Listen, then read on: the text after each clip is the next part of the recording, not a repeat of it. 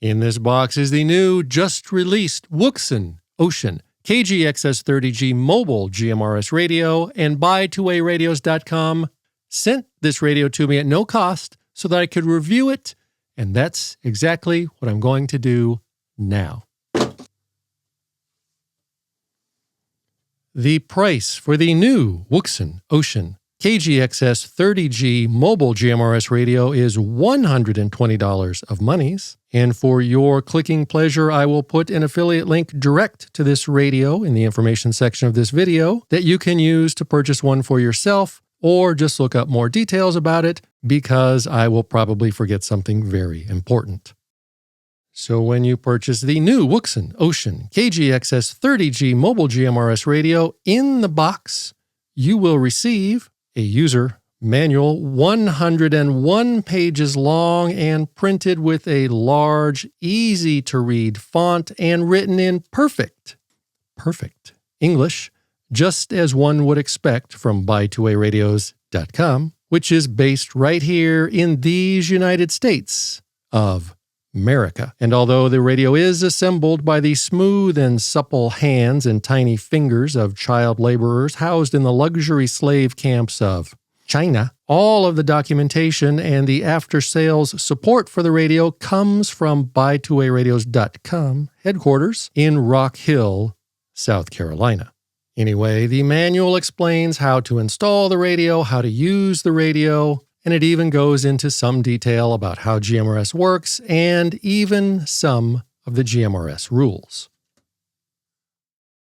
You will receive a mounting bracket and microphone holder and various screws and nuts and fuses and such and whatnot. You will receive a fused power cord for connecting the radio to your vehicle battery or other power source. You will receive a fused 12-volt wire with this on one end for optionally powering the radio via the cigarette lighter or 12-volt hole in your vehicle. You simply plug it in like this. You will receive a microphone, and you will receive the new Wouxun KG-XS30G mobile GMRS radio. The radio is quite small, measuring in at this big, by this big, by that big.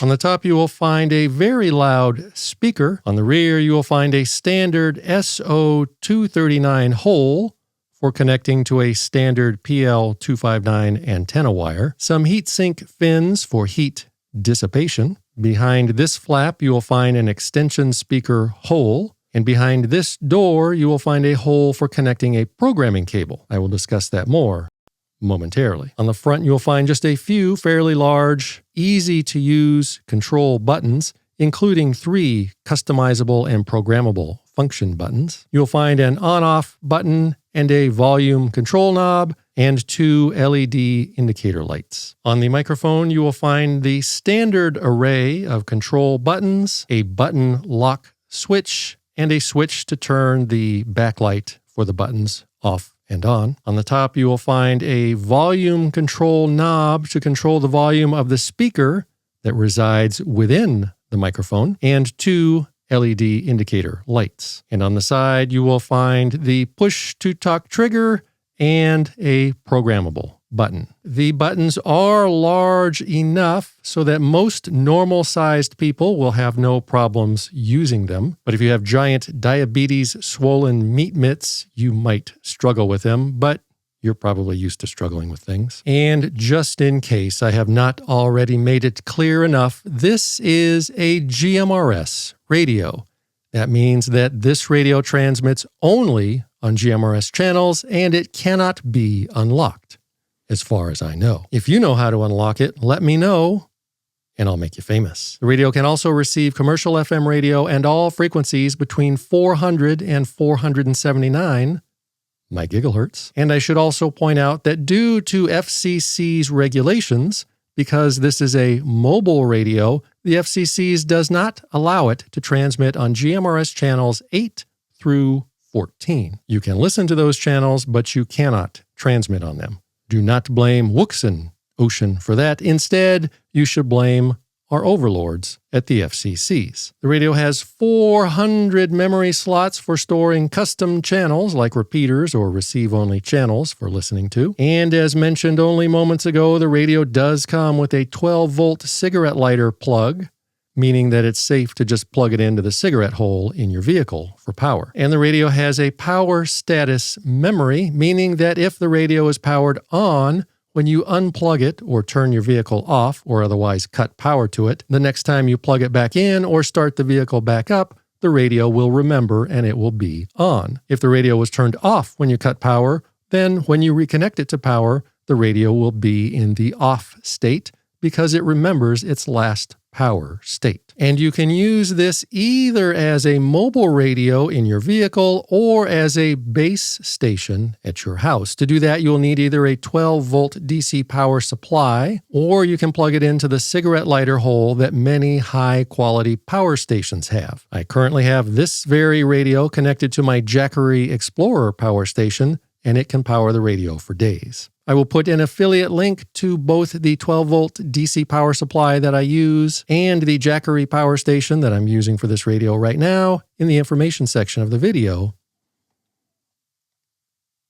below. Of course, to use this type of radio effectively, you will need to connect it to a GMRS antenna. You can use any GMRS antenna as long as it is actually an antenna tuned for GMRS use. That means that you cannot use a CB radio antenna because a CB radio antenna is not a GMRS antenna. On my very manly Jeep, I use the Midland MXTA26 antenna, and that is the same antenna that I also have installed on my wife's Jeep. And if that antenna is good enough for me, then trust me when I tell you that it is more than good enough for you. Affiliate link below. Of course, the fanciest thing about this radio is that it is a super heterodyne type radio, not one of those cheap SoC or system on a chip type radios, also known as homodyne radios. And whilst most normal people would never notice any difference between a cheap homodyne type radio and a super heterodyne type radio such as this one, it does mean a couple of things. Number A, the overall design and circuit quality is better. Number two, the radio will be more sensitive to weak signals, meaning that you may be able to pick up and hear more stuff. And finally, number two, it will do a better job at filtering out bleed over and static from other frequencies. However, the most impotent difference between a cheap homodyne type radio and a higher quality super heterodyne type radio, such as this one, is that all of the arrogant hams radio operators can't talk badly about it. Of course, they'll still complain because it's made in China and brag that it's not as good as their $1,000 radio, but all you have to do is remind them that this $120 radio is FCC's Part 95 approved for use on GMRS, and their fancy $1,000 radio is illegal to use on GMRS. Then tell them that if you hear them transmitting illegally on their fancy $1,000 radio, you will promptly report them to the FCCs. And trust me, that will make them shut their smelly, arrogant, autistic mouth. Anyway, the biggest drawback of a super heterodyne radio is that they cost more monies than the lesser homodyne type radios. But I think, and do not quote me, but I believe this is now the least expensive super heterodyne type mobile GMRS radio on the market today. As you have probably already observed with your ocular juice bags, the screen is very simple, uncluttered, and very easy to read. It is an LCD screen which works very well in bright direct sunlight, making it perfect for adventure vehicles such as a side-by-side or a very manly Jeep like mine. And the backlight colors are customizable to match your dynamic GMRS lifestyle and fashion needs. As previously mentioned multiple times by now, this is a GMRS radio, and that means, like all GMRS radios, that it is ready to use right out of the box, No programming or fussing around is required. Simply turn it on, pick a channel, and talk. However, should you choose, you can optionally add new custom channels, and you can mess around with the settings directly on the radio by using these buttons on the microphone. But we all know that doing that can be a pain in the bitch.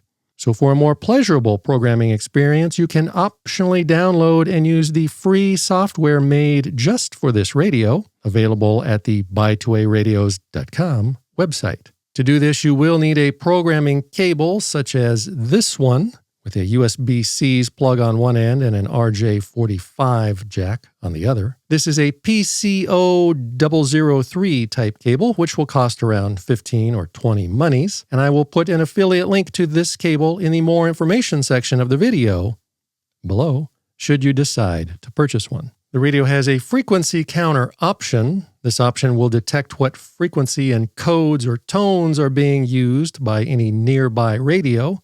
You can then save the results as a custom channel. This is very helpful for when your friend that always tags along with your group has one of those cheap, shitty, no-name type radios with pre-installed tones, and your stupid friend has no idea what channel the radio is using or how to disable the tones because he's an idiot and you're not even really sure who keeps inviting him, but just have him transmit from his radio whilst within a few yards of the KG-XS30G, and it will tell you the frequency that his radio is transmitting on and save it as a custom channel should you choose, along with any tones that he's using, as long as his radio is transmitting within the 400 to 479 MHz range. This is not the same as regular tone scanning, which this radio can also do. Regular tone scanning will detect the tones being used on a channel from far away, but you have to know what frequency to scan. Speaking of scanning, the radio also does regular channel scanning, so it can scan through all of your custom channels, although just like most GMRS radios, it does scan rather slowly, although it also has a priority channel setting, so you can set one channel as a higher scanning priority than all of the other channels, so that whilst scanning, the radio will check that channel more often so you don't miss anything important. This radio also has a favorites channel feature that you can assign to one of the programmable buttons. This will quickly take you back to your favorite or most often used channel, and by default, the favorite channel is set to channel 19, which has been officially declared as the official road and travel channel for GMRS. The radio also has built-in Bluetooth, so that if you have a Bluetooth headset or a Bluetooth microphone that supports the push-to-talk protocol, you can use it with this radio to really impress the chicks. Unfortunately, I do not have any such compatible Bluetooth accessories to try it, but if I did, this is what it would look like. And of course, like any high-quality radio, this radio does have a Roger beep, and it sounds like this.